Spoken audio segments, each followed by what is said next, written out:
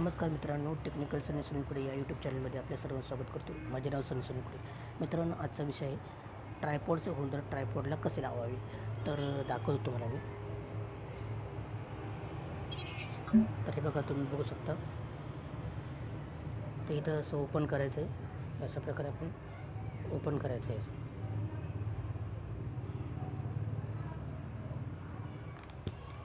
ते तुम्ही बघू शकता अशा प्रकारे निघालेलं आहे.